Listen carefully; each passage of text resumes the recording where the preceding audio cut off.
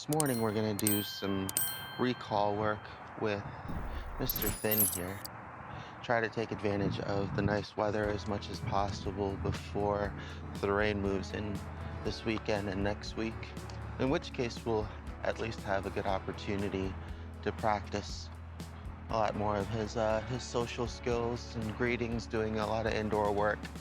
So thought we'd just take advantage of the nice weather while it's here. So we have a car here coming. Good boy. Come. Yes.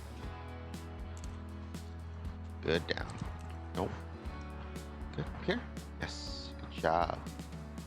All right. So you can see he still gets excited for treats and pops up, but we want to start anticipating the behaviors that he should be displaying and then rewarding it instead of always having to prompt. We'll want to prompt early to help him remind him of those proper behaviors that he should be doing, like staying down. Good boy. Right now I'm just waiting for this car to go. I don't know if they're gonna go or not. We'll just give them another second here. While we're waiting to see what that car is gonna do, we'll go ahead and touch base on the importance of the, okay, he's getting out. So we'll touch base on the importance of the freedom leash. Hey, how you doing? And how to properly use it so that way you don't hurt yourself. Good boy. Good stay. Yes. Down. No. Let's try again. So that time, because he popped up after I asked him to go down, he doesn't get the reward, right? So once again, we're gonna go ahead and start walking. We're gonna go ahead and ignore the unwanted behavior, and we're gonna promote the wanted behavior. Okay. So now we'll try again. Finn, come. Down.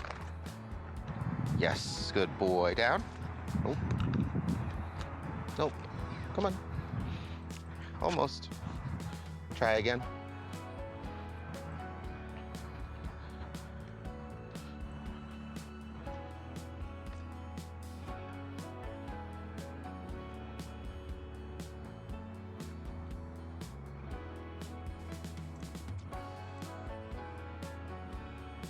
Good boy, good potty.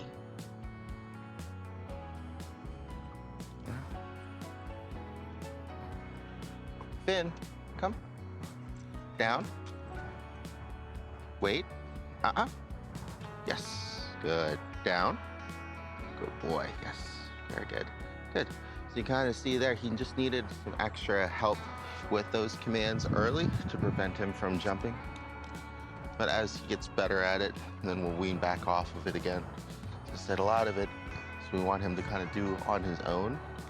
And people can also force it as well by correcting him as soon as he jumps up.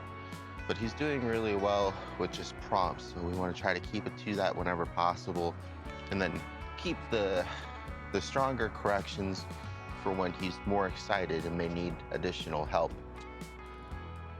But back to what we were talking before about the freedom leash and how to use it properly, so that way we can get some good recall practice in at a distance, and he can get some more exercise in the mornings, right?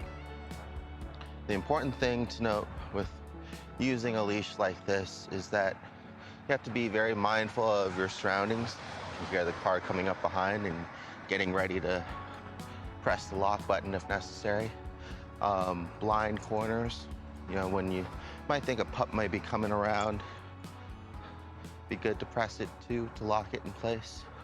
And then also how to actually reel a dog back in by locking it instead of trying to grab the leash itself while the dog is running away. Is usually how a lot of people will get injuries through rope burn, because they kind of panic and they grab the rope to stop the dog as opposed to just pressing the button. Another thing that, of course, you want to be mindful of when you're using something like this is the environment itself, like making sure he doesn't get wrapped around people or trees or like the mailbox there or anything like that. So the freedom leash is for him to have more freedom of movement. It's not for us to be able to have more freedom at all. We almost have to use even more, come here, bud. Even more of our attention and focus. Looks like he needs to go to the bathroom, so I'm trying to get him into a good neutral zone here. Good boy, come. Okay. Good boy, there you go.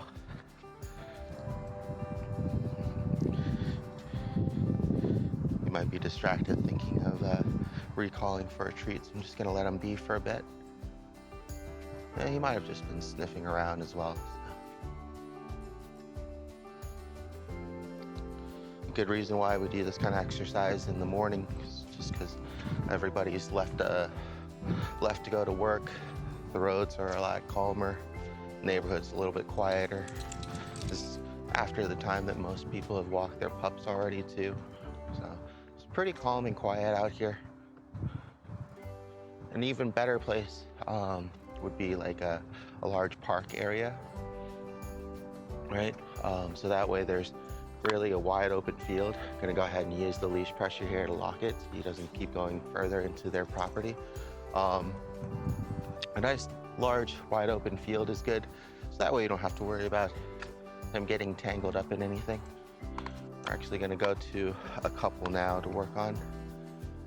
But I like working it in regular neighborhood environments too, because it's usually where pups will be for the most part. And even though they'll be on a shorter leash, it's good to practice as if they didn't have the leash pressure to make sure that he's actually responding well with just the verbal recall. Just got distracted by the car there. Good boy, come.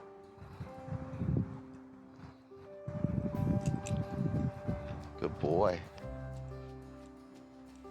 Got a little bit of an open field coming up here.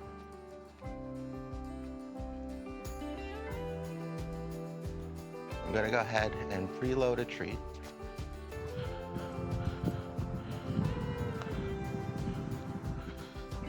Gonna wait for him to get far away and distracted. Got a car coming up, so we're gonna watch that. Be ready to pause in case we need to. He's got a popsicle stick there, probably from all the kids, the ice cream man. Good boy.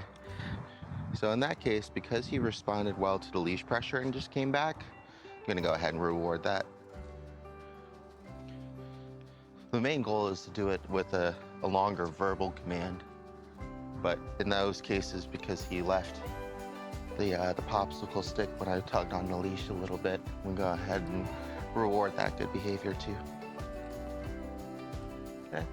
So once again, we're gonna go ahead and preload.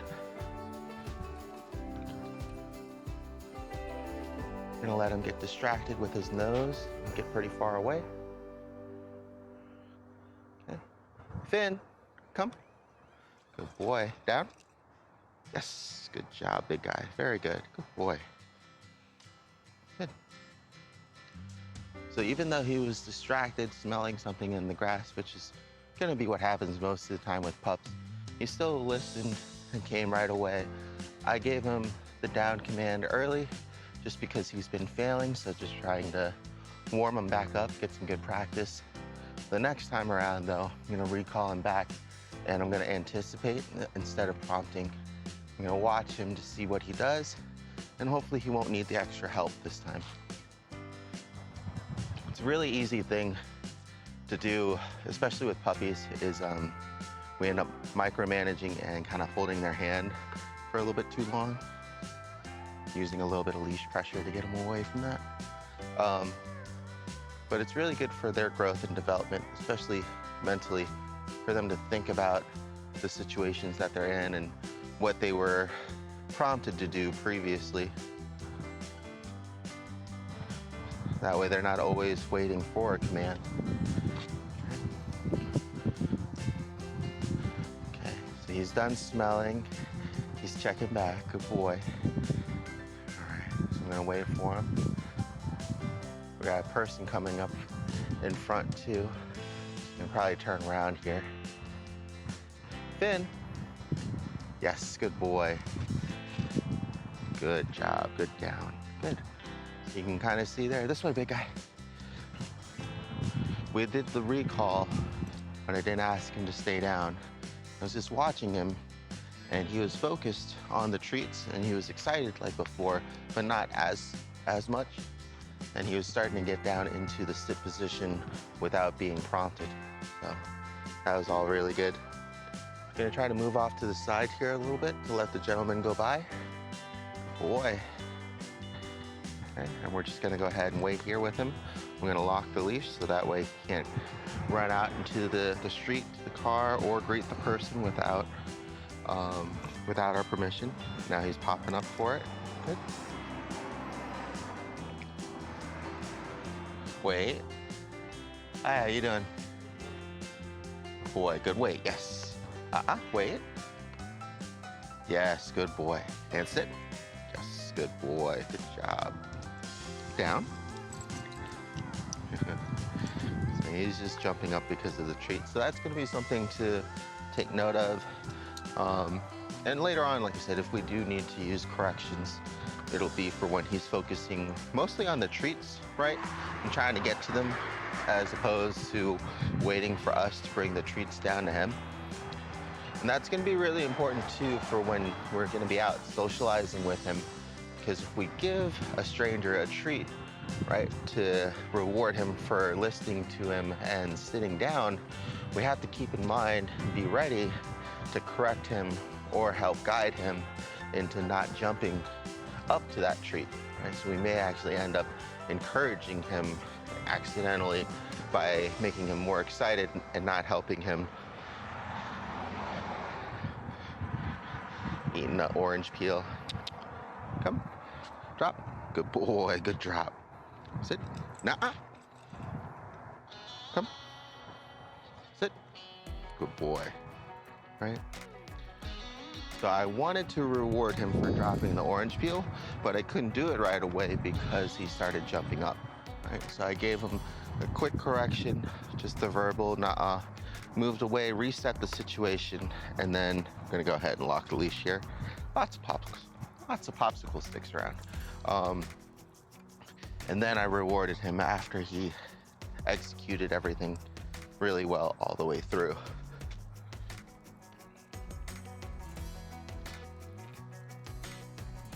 Good boy. All right.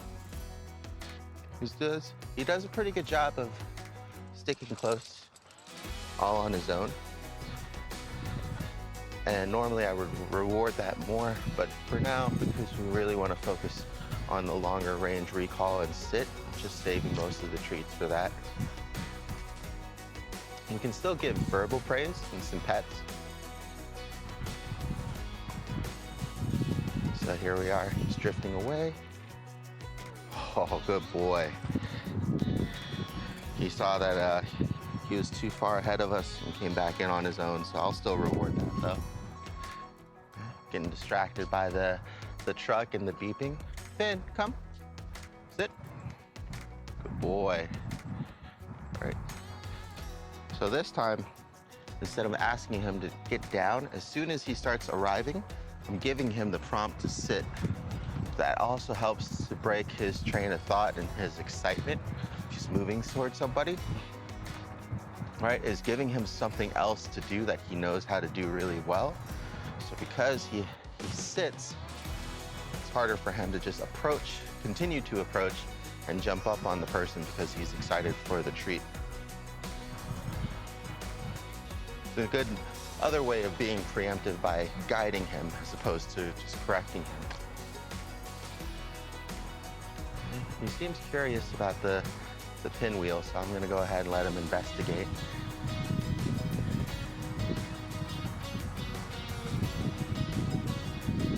Might have gotten distracted by the smells here.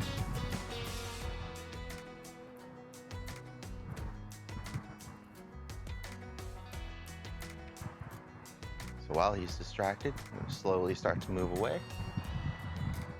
Good boy. He noticed that I was moving out of the corner of his eye and paid attention and followed, so that was really good.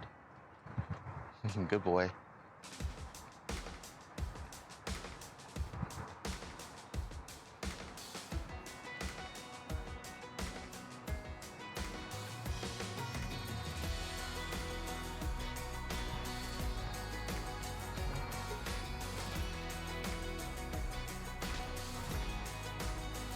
we're just gonna go around the block and continue practicing this. I'll start recording again if we run into another pup or a person or anything interesting happens. But I'm gonna try to keep the video nice and short because it'll just be a lot of this repetition here. But it's really good practice for him. We get to work both because we have the longer leash. We get to practice both the recall part as well as the down part. This actually could be really good. We've got a gentleman coming up from behind. So what I'll do here is see if he needs to go to use the bathroom. And then if not, I'm gonna recall him into this neutral ground in between the two townhouses. He's about to hit the end of the leash. Good boy, come. So he noticed, right? I'm gonna go ahead and reward him here. Sit. Good boy, good sit. Okay, and now we're gonna pre-lock the leash so he can't run into him. Morning, how you doing? And we'll see if he wants to say hi or not, and we'll just kind of make sure that we're not holding him here, but he's holding himself. Hi, how you doing? Good boy, good stay. Yes, good boy, good stay, sit. Good job. So that was really good, right? Not only did he notice the gentleman passing by, but he stayed calm and composed. He didn't move, reactively towards him, and he refocused back onto me. So that was really good. We'll go ahead and end the video on that really good note, unless something else happens, but that was really good. Good boy.